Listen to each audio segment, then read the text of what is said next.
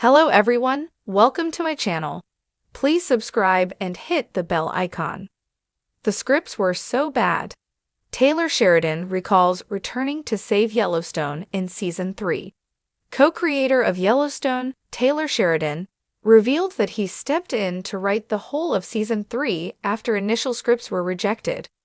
The third installment of the hit neo-Western series is one of the most explosive, literally, for John and the rest of the Dutton family. Throughout the season, they have to contend with their most monolithic adversaries yet, market equities, in order to save their ranch. The Season 3 finale, The World is Purple, is widely considered one of Yellowstone's best episodes. Sheridan's best-loved TV show was apparently facing an all-out actors' rebellion back in 2020, as the writing output of a team scripting Yellowstone in his stead wasn't deemed workable by the show's on-screen talent. The writer and producer explained the situation that confronted him in a recent interview with his longtime collaborator, Peter Berg, first published by Gold Derby. It took Sheridan working overtime on new scripts for Yellowstone Season 3 alongside his movie project to rescue the series from dire straits. He described what happened to Peter Berg in the following terms. When Peter Berg asked Sheridan how he managed to be so prolific as a screenwriter for Yellowstone, as well as his other TV and film releases, Sheridan revealed that it wasn't his intention to write as much of the series as he did. Rather, he was forced to intervene because the scripts delivered by hired writers without his input simply weren't up to scratch.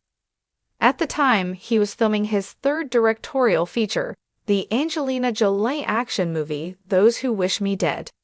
This movie shoot was more than enough work to fill Sheridan's schedule, but the producers of his popular Western TV series were desperate. While it was undoubtedly an exhausting time for Sheridan, everyone on Yellowstone was right to want him back, particularly the mutinying actors. From Jamie learning about his adoption to Monica's powerful storyline, where she defends her indigenous community, Season 3 saw them deliver excellent performances. Taylor Sheridan is famous for his prodigious work ethic, and he typically takes a hands-on approach to any project he works on in any capacity, whether it's as a show developer, writer, director, or producer. It's no surprise, then, that when Yellowstone Season 3 ran into trouble during pre-production, he was happy to step in and take over writing duties himself. At the same time, dissenting voices within the show's cast weren't silenced by Taylor Sheridan's return to the writer's room, with central star Kevin Costner later leaving Yellowstone after butting heads with Sheridan himself. Sheridan's way of doing things clearly isn't for everybody, but there's no question that without his overseeing every aspect of Yellowstone's production, the series wouldn't have been the neo-Western masterpiece it was.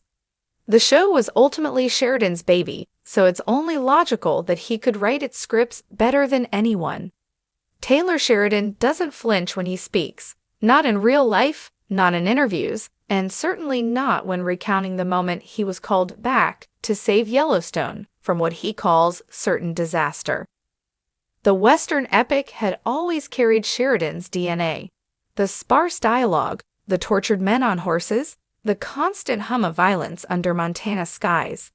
But when he stepped away briefly during the fifth season's planning phase, Paramount's confidence in the machine he built led them to let others take a crack at the scripts. Sheridan now describes it as a science experiment gone nuclear. I remember opening the first draft and just staring at it for 15 minutes. Sheridan says, seated at his Fort Worth ranch, boots muddy from the morning's ride. They had Jamie quoting Nietzsche, Beth was baking cookies, John Dutton was gardening. He gives a dry chuckle. It was like Yellowstone got abducted and replaced by a Hallmark movie set in the mountains.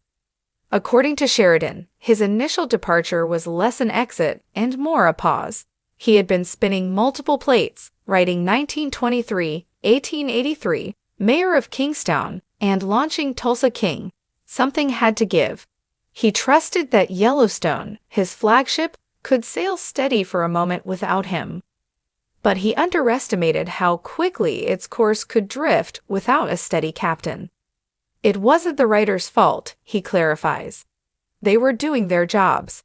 They just didn't know the terrain like I did. You can't write about John Dutton unless you've been him at least a little.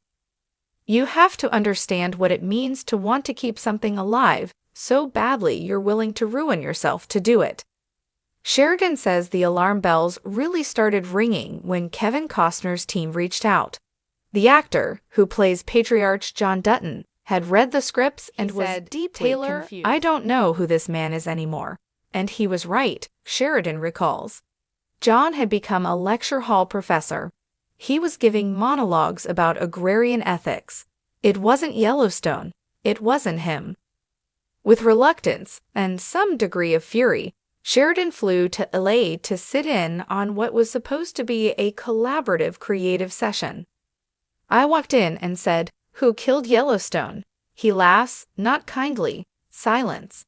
One writer asked if maybe we could bring in a therapist character for Beth. I nearly flipped the table. What followed was 2 sleepless weeks of rewriting. Sheridan took the pages apart, scene by scene, and removed them with the brutal clarity the show was known for. No therapy scenes, no philosophical quotes.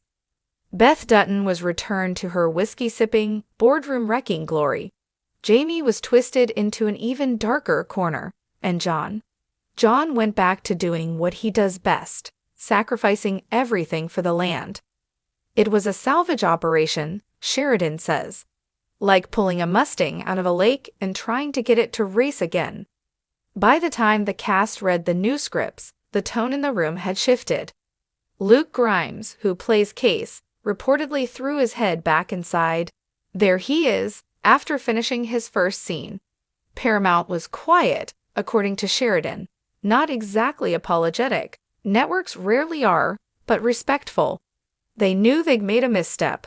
Letting me go was never the plan. It just happened. Success can be confusing.